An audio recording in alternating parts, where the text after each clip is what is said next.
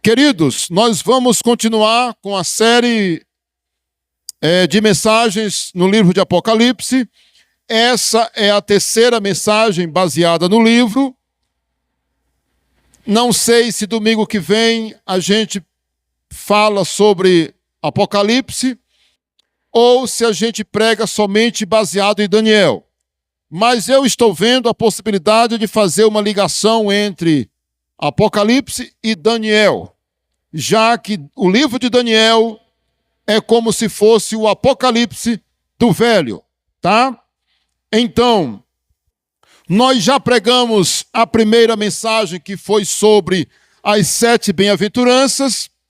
Domingo passado, nós pregamos sobre as 7 igrejas, mas trabalhamos somente sobre 4, que foi a igreja de Éfeso, que foi a igreja de Esmirna, a igreja de Pérgamo e a igreja de Tiatira. Hoje nós vamos falar sobre a igreja de Sardes, Filadélfia e Laodiceia. Eu disse também no domingo, escuta aí, atenção, atenção, inclusive aos nossos irmãos e amigos que estão nos acompanhando no canal, que você, se por acaso você não assistiu a primeira mensagem, dê uma olhada, pois está no canal. Uma mensagem interessante e de grande valia para as nossas vidas espiritualmente falando. Olha, nós dissemos o seguinte no domingo passado. A situação das 7 igrejas do Apocalipse é um retrato de como estiveram, estão e estarão as igrejas nos dias da volta de Cristo. Ok? Essa foi a nossa visão. Eu vou repetir. Atenção, atenção. Algumas vezes, quando era criança, a pessoa diz, o que foi mesmo que tu falou? Aí alguém diz assim, olha, eu falei foi para tu ouvir, não foi para aprender, não. Não é? Quem nunca ouviu isso quando criança, né? A ignorância em pessoa. Eu falei foi para tu ouvir, não foi para aprender. Pois aqui, pessoal, é diferente. Aqui a gente está falando é para aprender mesmo. E olha, minha irmã, meu irmão, fique aí ligado. Porque eu vou precisar que você use de raciocínio.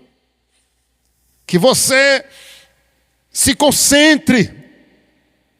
Você veio aqui para quê? Para que foi que você veio aqui hoje? Não foi para aprender, não? Para ouvir a palavra de Deus e sair daqui edificado? Certamente que sim.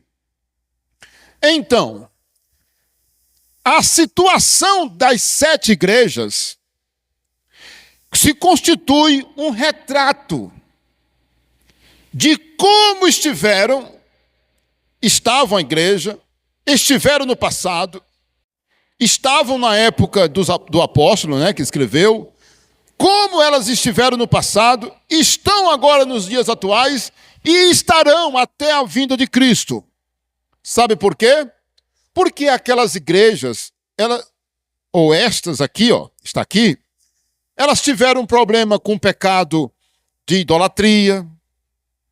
Será que não tem pessoas que se dizem cristãos que têm problema com idolatria? Hein? Me diga. Você sabe a resposta. Tem gente que se declara cristão e é idólatra. Nós vimos que essas igrejas também tiveram problemas de imoralidade. Pecados imorais. Vocês perceberam que elas também tiveram problemas com heresias, falsos ensinos. E eu te pergunto, será que não é a realidade?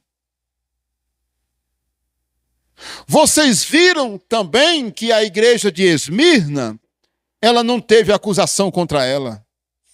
Então era uma igreja, nota 10. Vocês viram a igreja de Éfeso, que tinha tudo para ser uma igreja perfeita, mas ela perdeu o primeiro amor? E o que significa, pastor Isaías, perder o primeiro amor? É a paixão? É o brilho? O entusiasmo? Aquela alegria? Porque é cristão. Olha, qualquer um que seja cristão, mas é aquele cristão sem graça, sem empolgação. Ele não tem mais alegria em dizer que é cristão. Ele não tem mais alegria em convidar as pessoas não cristãs para aceitar Jesus, entregar sua vida para Jesus. Ele perdeu aquela empolgação. Ele não tem mais vontade de ir à igreja. Sabe o que é isso? Isso é perca do primeiro amor. Entende? Isso é muito sério. E aí, eu dei aqui um pequeno relance do que nós vimos na semana passada. Agora, escuta isso aqui. Quando nós analisamos as cartas, notamos que Jesus vê ou sabe tudo sobre as igrejas, não é isso? Em cada carta que a gente lê, aparece uma frase que diz assim: eu conheço, eu conheço. Então, Jesus sabe tudo, irmãos. Em cada carta há uma declaração, eu conheço, e também há uma promessa para aquele que é vencedor. Hoje nós vamos analisar as 3 últimas cartas. Olha aí a primeira. Vamos lá. E hoje eu vou tentar aqui ler o que eu escrevo, porque uma das vezes eu me empolgo e termino não lendo o que eu escrevi, né? Muito bem. Ainda bem que temos nas células a oportunidade da gente, não é, debater, analisar algumas coisas. Olha aí, pessoal. Hoje nós vamos falar sobre a igreja de Sardes. E está aí o texto, capítulo 3 de Apocalipse. Abra por gentileza. Nós iremos ler do 1 ao 6. Ao anjo da igreja em Sardes, escreve: estas coisas diz aquele que tem os 7 Espíritos de Deus e as 7 estrelas. Conheço as tuas obras. Está vendo? Conheço as tuas obras. Que tens nome de que vives e estás morto. Irmão, minha irmã, você viu aí? Você tem nome de que está vivo, mas você está morto. Isso é muito forte, irmãos. Olha, sabe o que a gente poderia colocar bem ali? Igreja de Sardes. Atenção, atenção. Ó, a gente poderia colocar bem aqui, ó. Igreja de Sardes, a igreja morta. A igreja morta. Pastor, e quer dizer que a igreja pode ser morta? Pode morrer? Nós vamos ver já já, né? Nós já estamos vendo. Olha aí o versículo 2 agora. Ser vigilante e consolida o resto que estava para morrer. Diga misericórdia. Porque não tenho achado íntegras as tuas obras na presença do meu Deus. Lembra-te, pois, do que tens recebido e ouvido, e guarda-o e arrepende-te, porquanto se não vigiares, virei como ladrão, e não conhecerás de modo algum em que hora virei contra você ou contra ti. Que palavra, né, irmãos? Tens, contudo, em Sardes, umas poucas pessoas, diga poucos irmãos. Não ouvi. Diga poucos irmãos que não se contaminaram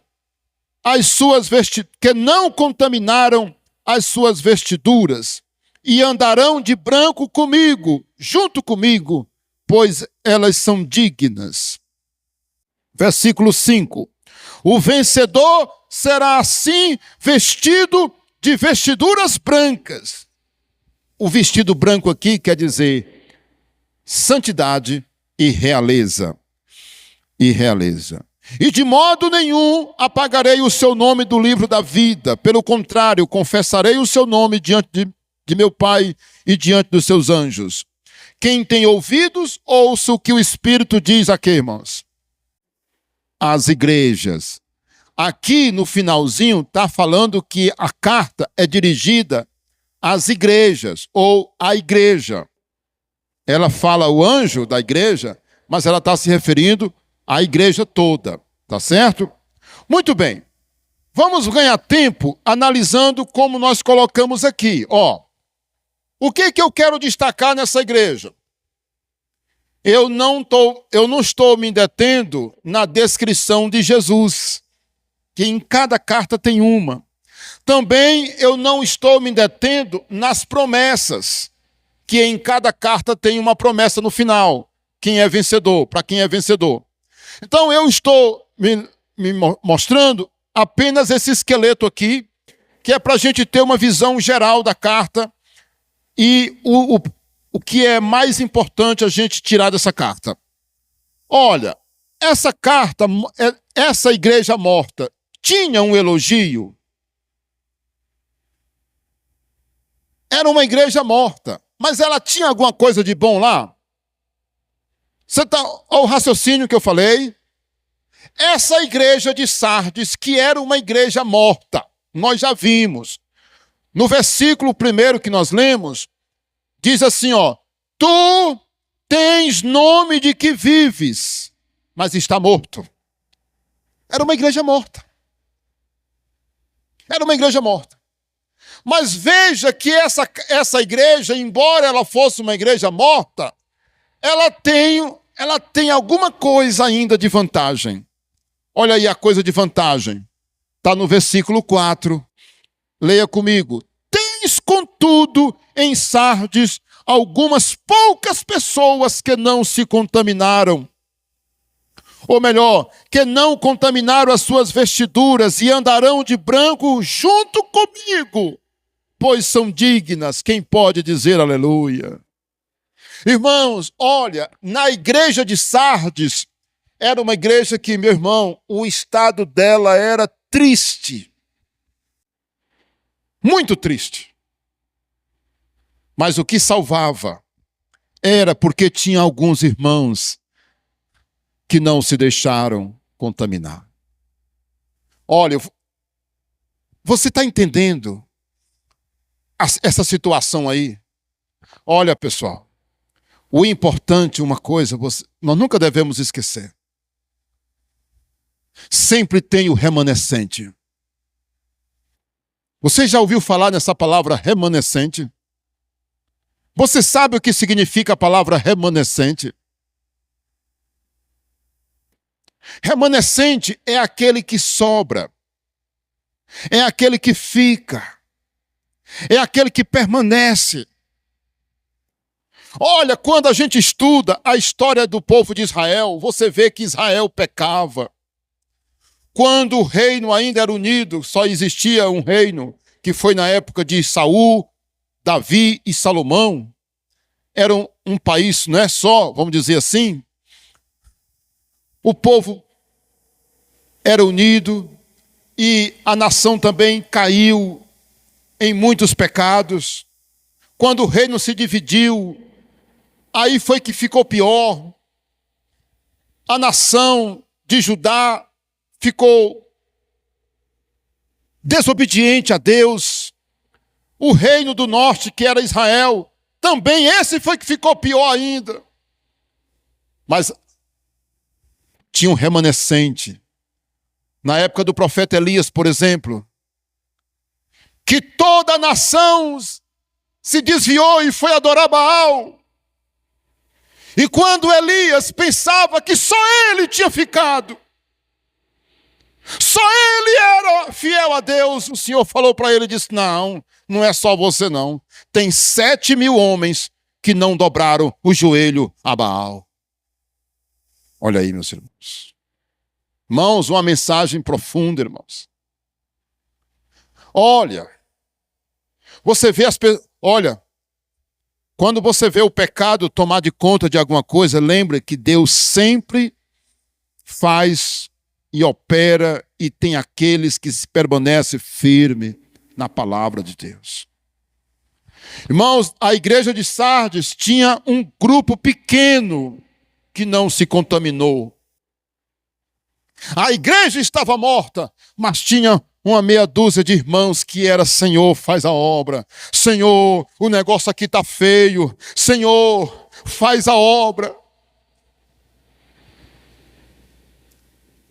Ei, você é um remanescente? Porque tem muita coisa feia por aí, meus irmãos. Você sabe o que é duro? É porque as pessoas gostam de copiar os outros, irmãos. Ah, todo mundo está fazendo assim, pastor. Todo mundo está fazendo isso, assim, assim, assim. Eu também vou fazer. Olha, cuidado. Cuidado, porque você não deve seguir a maioria. Você tem que ficar firme na palavra de Deus. Você consegue entender o que eu estou lhe dizendo? Qual era o problema dessa igreja? Qual era o problema? Eu sempre começo com o elogio, né? É a nossa regra de apresentar. Qual era o problema da igreja de Sardes? Olha aí de novo, capítulo 3, versículo 1. Está aí, ó, verso 1. Ao anjo da igreja de Sardes escreve: estas coisas diz aquele que tem os 7 Espíritos de Deus e as 7 estrelas. Conheço as tuas obras, que tens nome de que vives, mas estás morto. Irmão, o problema dessa igreja era que ela era uma igreja morta. Ela parecia estar viva, mas na verdade estava morta. Diga comigo, desviada. Não ouvi. Desviada. A maioria dos membros daquela igreja estava contaminada com o mundo, com o pecado, e o restante estava desanimado. Nós vamos ver, meus irmãos, que quase a totalidade, não é? Estava contaminada com o mundo e o restante desanimado. Podemos ter certeza de que há muitas igrejas na mesma situação. A igreja não estava no centro da vontade de Deus. As suas atitudes estavam erradas e desviadas do propósito de Deus. Essa é a razão, inclusive, do aparecimento das seitas e heresias. Igrejas mortas é um prato cheio, entre aspas, né? É um prato cheio para os hereges, pois se aproveitam do despreparo espiritual dos membros. Irmãos, a igreja de Sardes era aquela igreja que quando você chegava lá, você via que os irmãos estavam frios demais, mundanos. Talvez ela tinha um prédio, ou melhor, no primeiro século as igrejas não tinham prédio. Perdão. Talvez a reunião daquela igreja era muito aconchegante até. Mas os irmãos eram carnais, dominados pela a carnalidade, pelos desejos da carne. Era uma igreja morta. Aparentemente ela era viva, mas estava morta. Agora vamos ver aí, ó, a recomendação. Qual é a recomendação de Deus para essa igreja? Versículo 2. Ser vigilante e consolida o resto que estava para morrer, porque não tenho achado íntegras as tuas obras na presença do meu Deus. Meus irmãos, o que o Senhor está falando aí é que, identificando aqueles que restavam, ele diz para a liderança daquela igreja, ou para toda aquela igreja: consolida o resto que ainda não morreu. Sabe, isso aqui para mim, como pastor, é um alerta. A gente nunca deve desistir, a gente nunca deve desanimar. Olha, não tem mais jeito. Eu já pastoreei uma igreja, meus irmãos, que ela teve uma dificuldade, ela ficou com 7 irmãos. 7 irmãos. Eu era seminarista quando eu assumi essa igreja. Eu não era pastor ainda ordenado. Meus irmãos, e eu ali, começando o meu ministério, ainda seminarista, um pastor veterano chegou para mim e disse: irmão Isaías, você vai começar o seu ministério por uma igreja nessa situação? Se eu fosse você, eu não começava por ali. E hoje, meus irmãos, essa igreja, ela já abriu outras igrejas. Eu assumi essa igreja, comecei a trabalhar. Foi lá que eu fui ordenado. Foi lá que teve o meu concílio. Entende?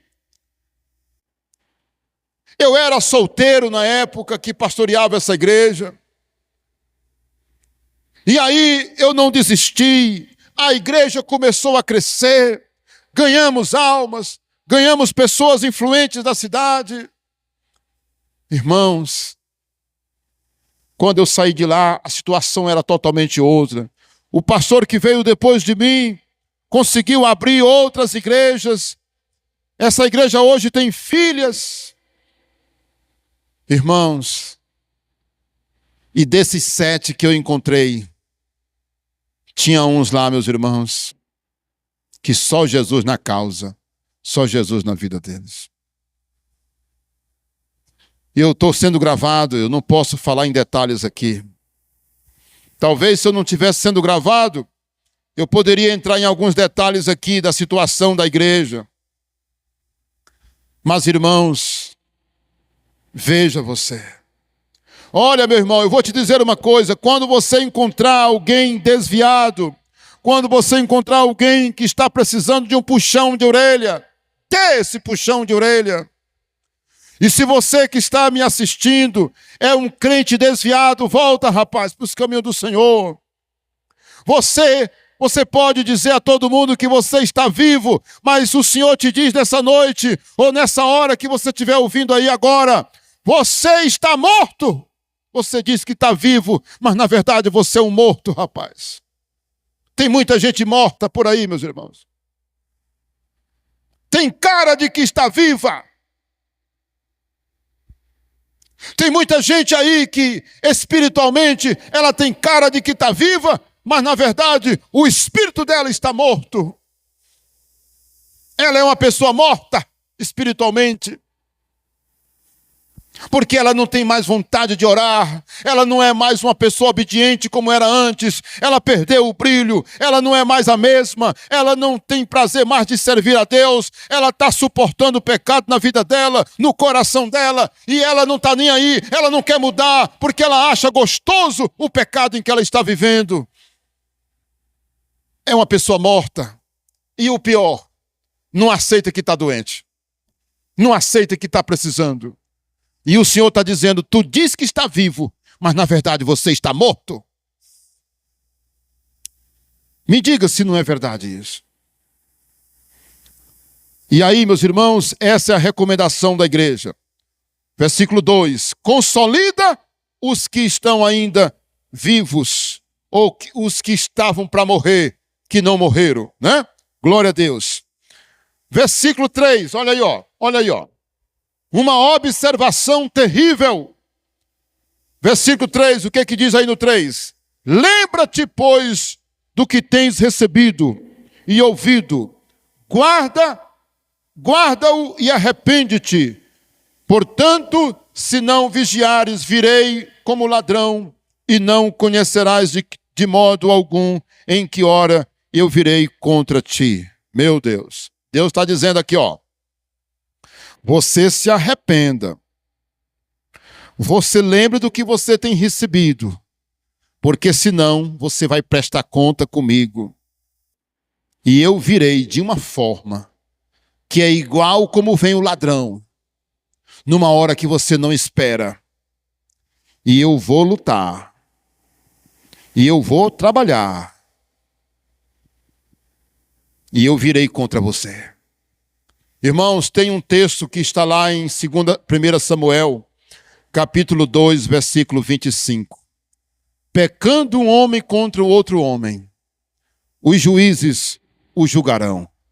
Mas pecando nós contra Deus, quem vai interceder por nós? Forte, né? Quando um homem comete um crime contra outro, os juízes estão para julgar. Mas quando você peca contra Deus, quem é que vai estar do seu lado? Por isso que é importante, irmãos. E aí é cheio de detalhes, né? Se a gente não sair daqui, a gente não avança, não é? E eu estou olhando aqui para o relógio.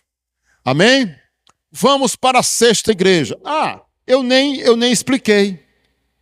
Primeira igreja de hoje, número 5. É porque nós estamos seguindo a sequência. São 7, né? É por isso. Olha aí a sexta igreja. A igreja de Filadélfia. Nós temos a alegria de ver igrejas com esse nome.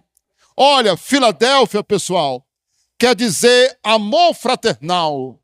Filadélfia quer dizer amor fraternal.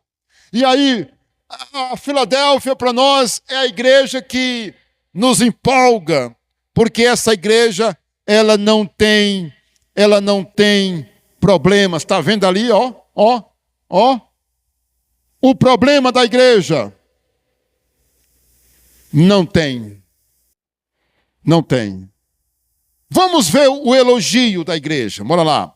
Capítulo 3, versículos de 7 a 13. Eita, Senhor. Bora lá. O texto é longo, né? Olha aí, ó. Ao anjo da igreja em Filadélfia escreve: estas coisas diz o santo e o verdadeiro, aquele que tem a chave de Davi, que abre e ninguém fechará, e que fecha e ninguém abrirá. Conheço as tuas obras, eis que tenho posto, versículo 8, né? Posto diante de ti uma porta aberta, a qual ninguém pode fechar, que tens pouca força, entretanto, guardaste a minha palavra e não negaste o meu nome. Igreja firme, né? Versículo 9. Eis que farei que alguns dos que são da sinagoga de Satanás, pela segunda vez, irmãos, é mencionado nas cartas que era a sinagoga de Satanás, aquele movimento de judeus, né? Claro que aqui é de outra cidade. Desses que a si mesmos se declaram judeus, mas não são. Porque vocês sabem que os judeus, no começo, os judeus que não se convertiam ao cristianismo, eles perturbavam demais a igreja. Você tem que guardar o sábado, você tem que comer isso, ou não sei o quê. Olha, você tem que guardar a lei de Moisés, e não sei o quê, e não sei o quê. Olha, Jesus não é o Messias. Olha, Jesus não é o Salvador. O Messias ainda não veio. Jesus não é o Salvador, porque o nosso Salvador não vai morrer na cruz. Então, eles perturbavam demais os irmãos, tá? Olha aí, ó. Os que se declaram judeus, mas não são, mas mentem. Eis que os farei vir e prostrar-se-ão aos teus pés e conhecer que eu te amei. Versículo 10. Porque guardaste a minha palavra, ou guardaste a palavra da minha perseverança, também eu te guardarei na hora da provação que há de vir sobre o mundo inteiro para experimentar os que habitam sobre a terra. O que nós vemos aí nesse texto? O elogio. E o que fica evidente nesse elogio? Que a igreja era fiel à palavra. Quem pode dizer amém? Irmãos, a igreja de Filadélfia, olha aqui, era uma igreja fiel à palavra de Deus. Versículo 8 e o versículo 10. Irmãos, essa deve ser a nossa meta como igreja de Cristo. Ser uma igreja fiel à palavra. Tem uns bestas, é besta mesmo, irmãos, besta. E eu estou usando a palavra besta aqui nesse sentido de abestado, não. Estou falando em sentido literal de besta fera, que estão ensinando, dizendo que a Bíblia tem que ser modificada, que a Bíblia tem que ser agora revista, que a Bíblia agora tem que ser reescrita, porque a Bíblia ficou um livro ultrapassado. Tem alguns textos da Bíblia que não se encaixam mais na nossa realidade. Isso é coisa do diabo, irmãos. Isso é coisa maligna. Olha, esse texto da Bíblia está muito agressivo. Esse texto da Bíblia é muito forte. Esse texto da Bíblia não devia estar mais aí. Quem foi que disse? E Deus está elogiando a igreja de Filadélfia. Sabe por quê? Porque ela foi fiel à palavra. Está bem aí no versículo 8 e no versículo 10. Porque no 9 aqui, no 9, ele fala somente da situação da sinagoga, não é? E diz que faria com que aqueles judeus que estavam criticando a igreja passassem por uma situação que ia ter que se ajoelhar diante daquela igreja, ou melhor, sentido figurado, né? E dizer, rapaz, Deus está com eles mesmo. Deus está com essa igreja mesmo. Essa igreja é de Deus. Esse povo aí é de Deus mesmo. Deus ia fazer com que eles reconhecessem. É isso que Deus está dizendo no 9. Mas no 8 e no 10, Deus está dizendo, você foi fiel à minha palavra. E no 10 aí está dizendo, e eu guardarei você quando vier a aprovação sobre o mundo inteiro. Eu guardarei você, olha aí, ó. Porque guardaste a minha palavra, ou a palavra da minha perseverança, eu também te guardarei na hora da aprovação que há de vir sobre o mundo inteiro. Deus está dizendo que iria guardar aquela igreja. Quem pode dizer amém? Agora vamos analisar o problema. O problema não há, meu irmão. Sabe o que existia lá? Uma dificuldade. Era uma dificuldade. Porque aquela igreja, irmãos, era pequena. Ei. Talvez a igreja menor de todas é Filadélfia. Talvez. Em número, certo? Era uma igrejinha pequena. Ela até dizia que era fraca. Ela se achava uma igreja muito fraquinha. Mas olha, ela tinha aquela dificuldade dos judeus que perturbavam. Mas Deus disse, eu vou fazer com que eles reconheçam e venham se dobrar nos teus pés. Olha, meus irmãos, a gente não gosta disso. Mas olha, eu vou dizer uma coisa para você, meu irmão. Ei, meu irmão, ei, minha irmã. Você que tem sido perseguido. Alguém tem levantado falso contra você. Alguém tem perseguido você. Lembra dessa aqui, ó. Sirva a Deus. Quando você serve a Deus, Deus vai envergonhar os teus inimigos. Lembra dessa palavra. Os nossos inimigos serão envergonhados, porque a vingança pertence ao Senhor. Não te preocupas, não. Você está preocupado? Você está preocupado porque alguém está se levantando contra você? Toma posse da palavra. Sirva a Deus. Obedeça a Deus. Que é isso que você precisa para ser vitorioso. O problema é a pessoa querer ter vitória e não está andando na presença de Deus. Aí vem e ataca para cima dela. Mas quando você serve a Deus, Deus está do teu lado. E os teus inimigos serão envergonhados. Vamos concluir aí? E qual é a recomendação para essa igreja tão linda? A Filadélfia. Está aí no 11, o que diz no 11?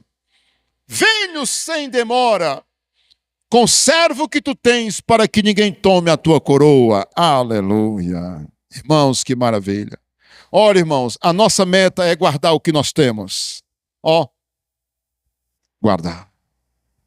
Não perca o que você já ganhou. Tem um interessado em tirar de você. Tem um inimigo que ele está solto por aí. Ele anda rugindo como leão, procurando alguém para tragar. Ele anda rugindo ao nosso derredor. Você lembra ainda do que significa a expressão derredor? Derredor é essa aqui, ó. eu estou aqui ao redor. Ó, aqui é ao redor. Mas quando eu fico assim, ó, eu estou ao derredor. E a Bíblia diz que Satanás, ele anda ao nosso derredor. Ele está só na espreita. Se você der uma brecha, ele ataca. Por isso o cristão não deve dar brecha. Irmãos, está lá em 1 Pedro capítulo 5, versículo 8. O diabo, o vosso adversário, anda ao vosso derredor, rugindo como leão, procurando quem possa tragar. Quando você dá lugar ao diabo, ele tripudia na tua vida. Quando você dá brecha. Não dê brecha para Satanás, não, pelo amor de Deus. Não dê brecha para Satanás. Conserva o que tu tens. Cuidado com a língua. Não fale besteira quando você estiver zangado. Sabe quando é que começa as coisas? Quando você está zangado e fala besteira. Aquelas palavras que a gente diz quando estamos zangados. O diabo ouve aquelas palavras. Ah, porque eu vou fazer isso? Ah, não sei o que, não sei o que. O diabo pega aquela palavra. Porque você falou. As conversas. Tudo isso aí é brecha para Satanás. Não dê brecha para Satanás na tua vida. E Deus está dizendo para essa igreja, é uma recomendação, não é? Guarda o que tu tens, para que ninguém tome a tua coroa. Eu estou voltando. Aguarda. Só mais um pouquinho. Agora, queridos, vamos fechar com chave de ouro, né? Bora lá, olha aí, ó. A 7ª igreja, a última, né? Eita, meu Deus do céu. É nessa hora aí que a gente não quer ser pregador, meus irmãos. Eu confesso para você que o meu desejo era estar aí no banco, sentado, bem sentado, ouvindo agora o pregador, e eu dizia assim, Senhor, usa esse homem aí para falar. Usa, Senhor.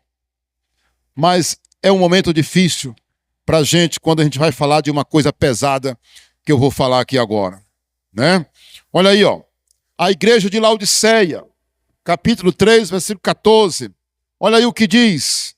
Ao anjo da igreja em Laodiceia escreve, estas coisas diz o Amém, a testemunha fiel e verdadeira, o princípio da criação de Deus. Conheço as tuas obras, que nem és frio e nem quente. Quem dera fosse frio ou quente, mas assim porque és morno e nem és quente nem frio, estou a ponto de vomitar-te da minha boca. Pois dizes, estou rico e abastardo, e não preciso de nada, de coisa alguma, e nem sabes que tu és o quê? O quê? Infeliz, miserável, pobre, cego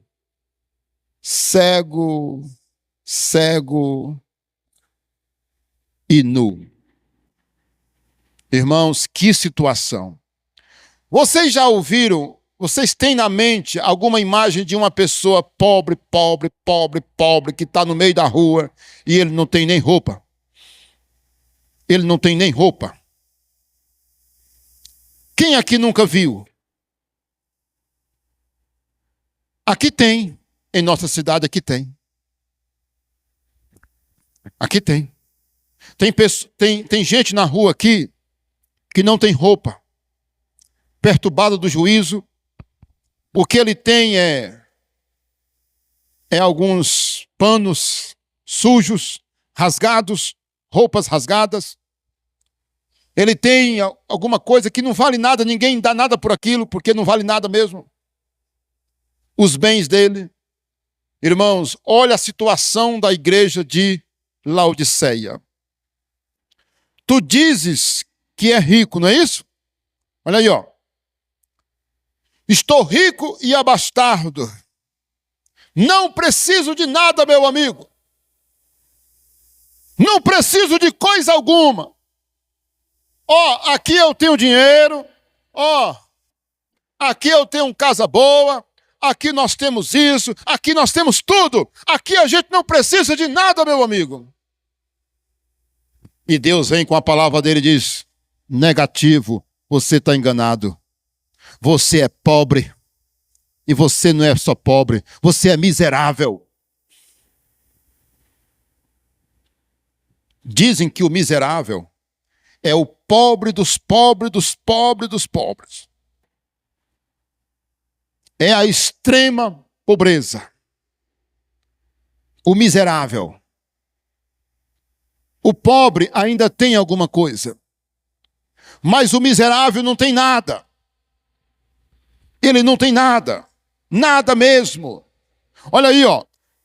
Pobre, miserável, infeliz. Tu és infeliz, miserável, pobre, cego e nu. Além de ser pobre, miserável, infeliz, era cego. O que é que a gente faz com o cego, irmãos? Hein? O que é que a gente faz com o cego? Ele precisa de ajuda para caminhar, não é? Ele tem que ser guiado. E o nu? O que é que a gente entende aqui como nu? A vergonha, irmãos. A nudez. Não tem roupa. Não tem roupa. Situação pesada, não é? Agora, o que eu acho interessante é que essa igreja de Laodiceia, ela dizia que estava bem.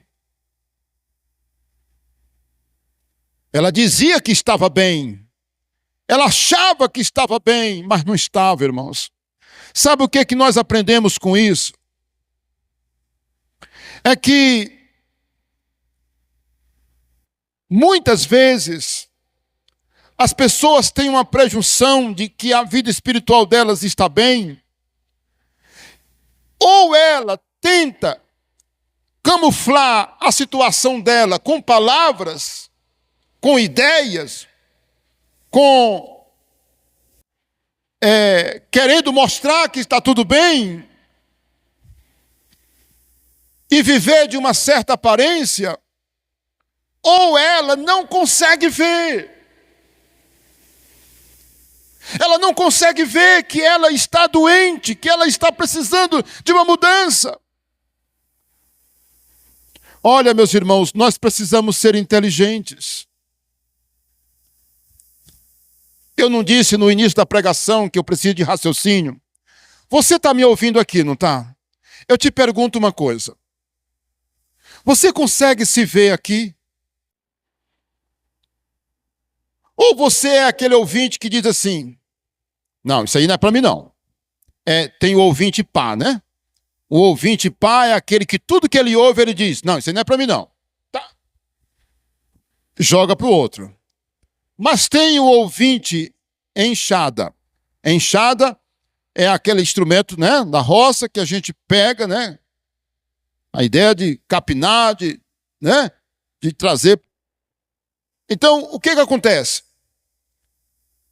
Você está ouvindo essa pregação aqui hoje. É verdade que eu entendo que a nossa igreja está bem. Mas é provável que aqui no nosso meio tenha alguém que esteja precisando ouvir essa mensagem. E você tem que, se é você que precisa dessa palavra, você que está aí no canal, nos assistindo, aceite, receba. Porque você pode estar dizendo assim: olha, eu estou muito bem, obrigado. Está bem nada, meu amigo. Está bem não. Veja, rapaz. Porque o grande problema é quando a gente diz: não, eu estou bem demais, menino. Glória a Deus. Essa pregação aí não é para mim, não. E para quem é? Será que Deus estava mentindo que essa igreja não estava nessa situação? Era uma igreja pobre, infeliz, miserável, cega, nua. E nós já vimos lá em Apocalipse 16, que diz, 16:15, se não me falha a memória: bem-aventurado aquele que quando o Senhor voltar o achar vestido e não nu. Lembra disso? Bem-aventurado aquele que quando o Senhor voltar os achar vestidos. e não nus, para que ninguém veja a sua vergonha. E eu quero, meus irmãos, dizer o seguinte: vamos analisar nossa vida, irmãos. Aí, meus irmãos, o problema da igreja, nós vimos, era essa situação. Agora, ela dizia que não precisava de nada e não tinha nada. O elogio, eu quebrei aqui a ordem aqui, né? Você percebe que a igreja não recebe elogio. Essa igreja, vocês observaram? Ela não recebe nenhum elogio.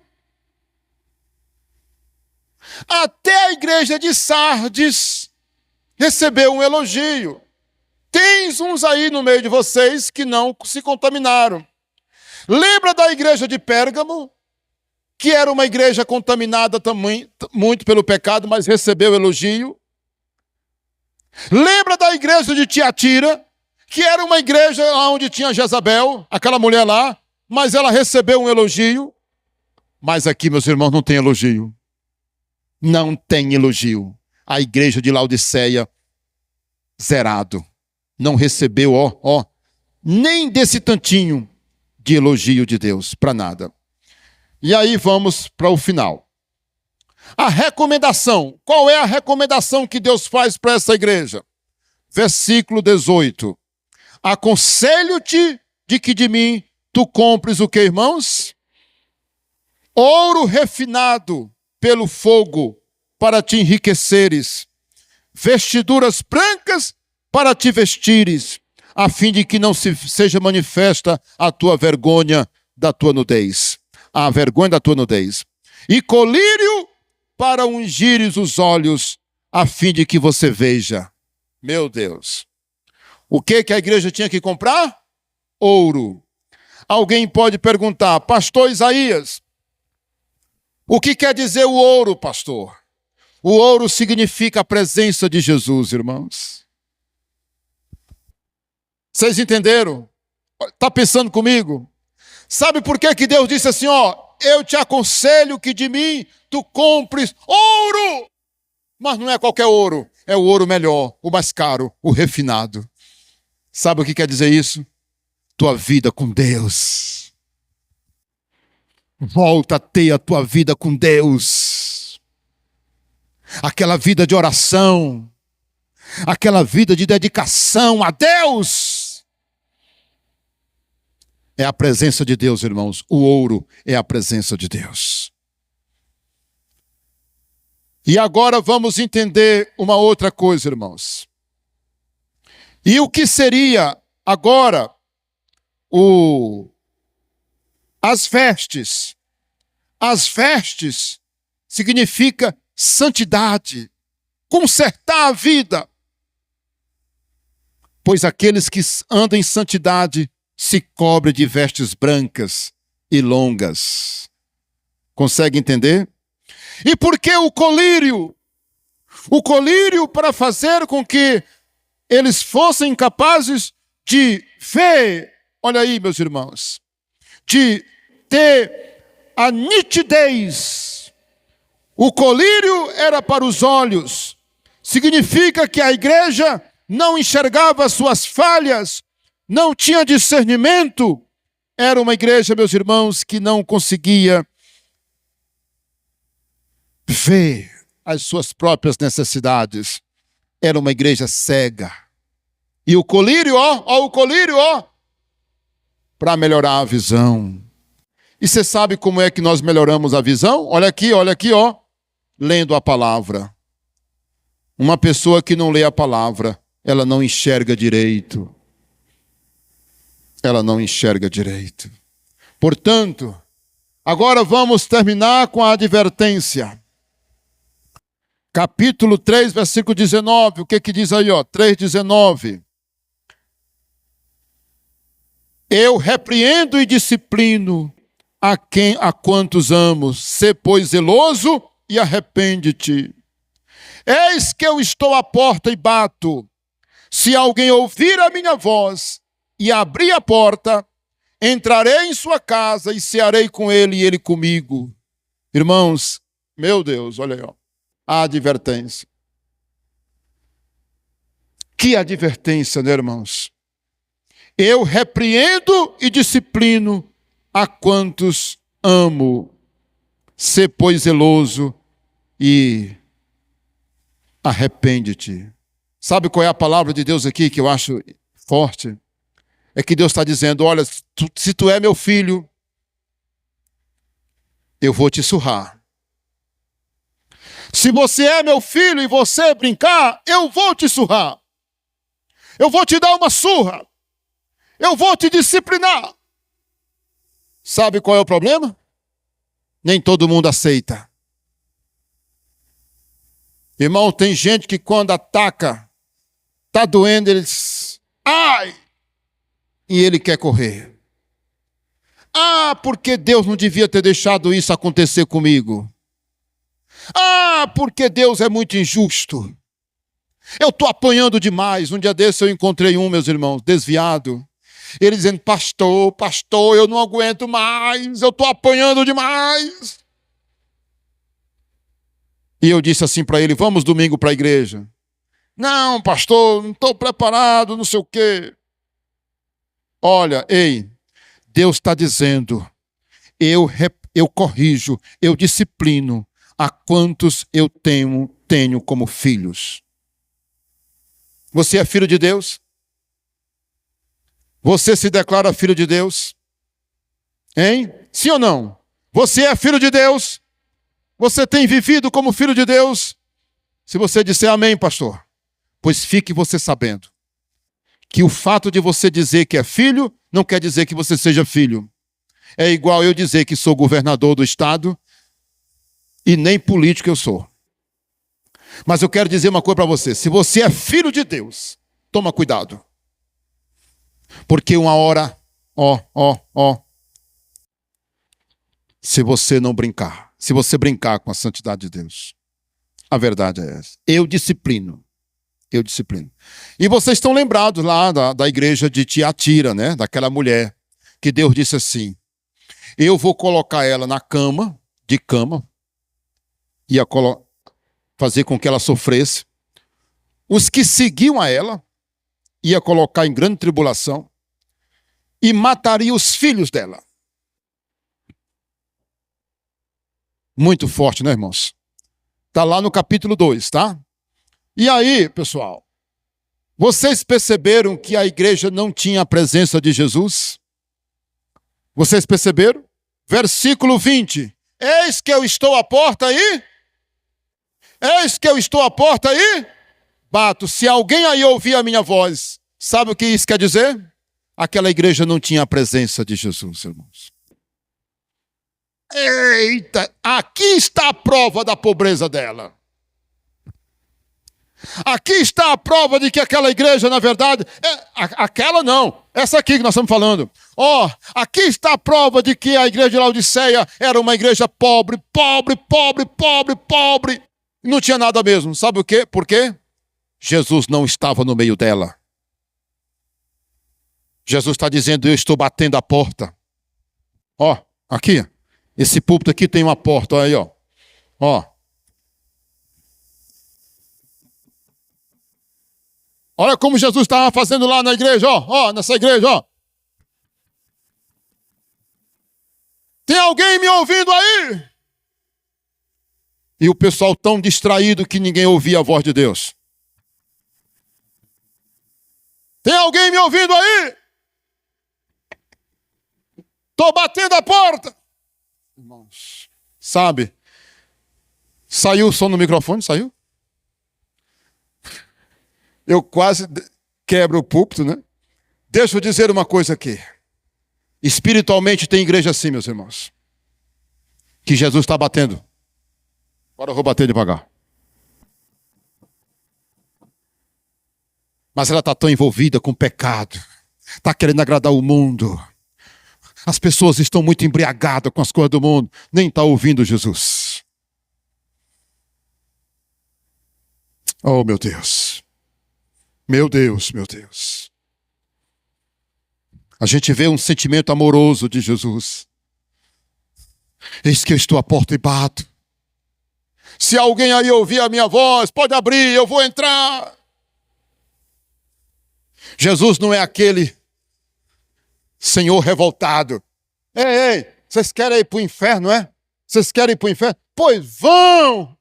Eu lá quero mais saber de vocês. Eu não vou dar a mínima para vocês. Eu não vou dar um passo atrás de você. Olha, se vocês querem ir para o inferno, que vocês vão. Eu vou sair daqui. Não. Olha como é que Jesus está. Batendo a porta, querendo entrar. Isso é amor, meus irmãos. É por isso que a gente tem que dizer para o desviado voltar para os caminhos de Deus. É por isso que quando você encontrar um desviado, diga assim para ele: volta correndo para os braços de Jesus. E olha aí a nossa conclusão.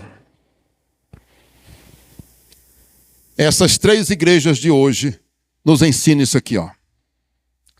Essa primeira, você já sabe que é Sardes, né? Ó.